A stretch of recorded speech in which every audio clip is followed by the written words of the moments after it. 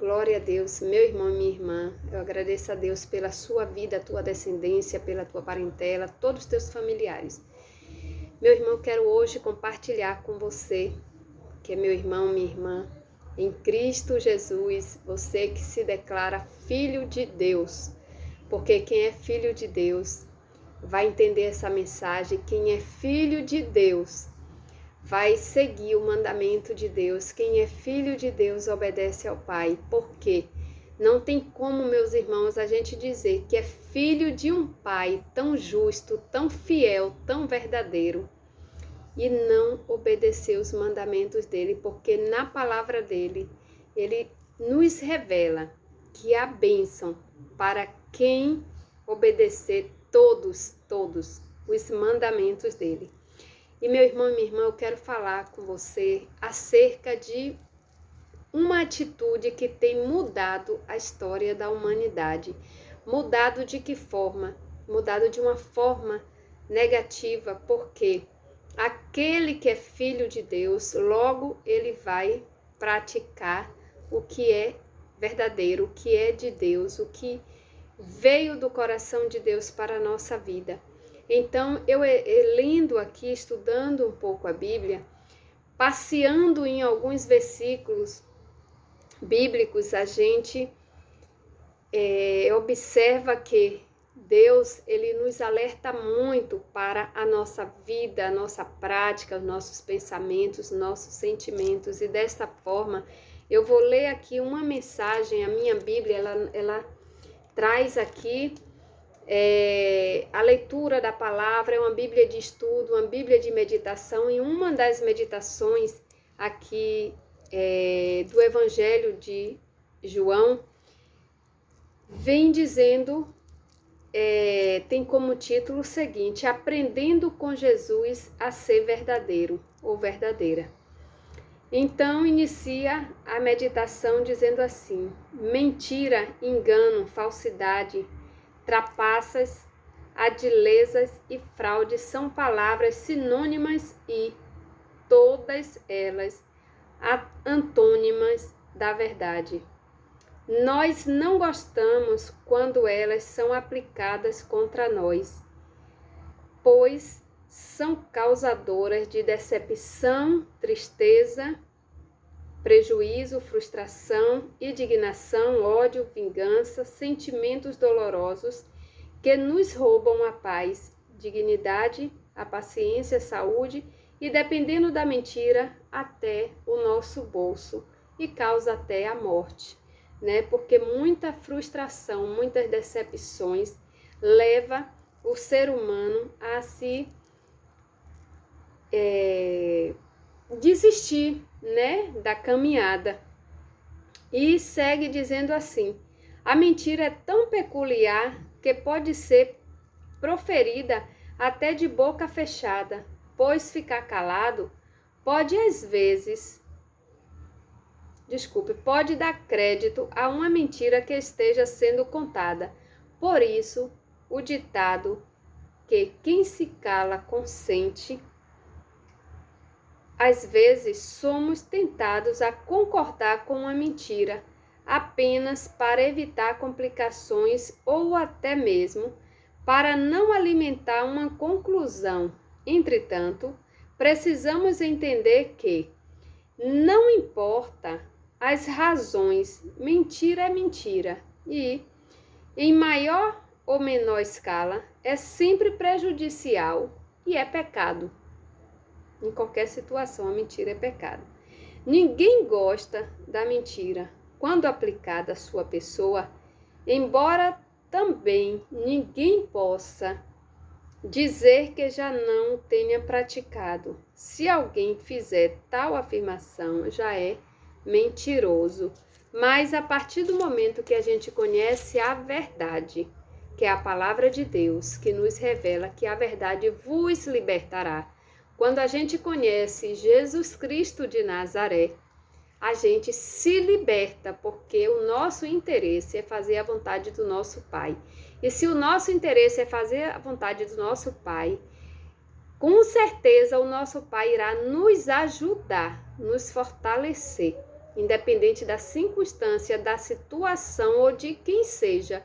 Pode ser aquele nosso maior ente querido, mas a gente vai ensinar esse ente querido a falar a verdade e a gente vai falar a verdade. Jamais quem ama o seu ente querido vai ajudar ou concordar com a mentira dele, porque a gente sabe que a mentira um dia é esclarecido e a pessoa que anda mentindo vai se prejudicar, porque há uma promessa na palavra de Deus que Deus trará para a claridade tudo que está em oculto, seja coisa boa ou ruim.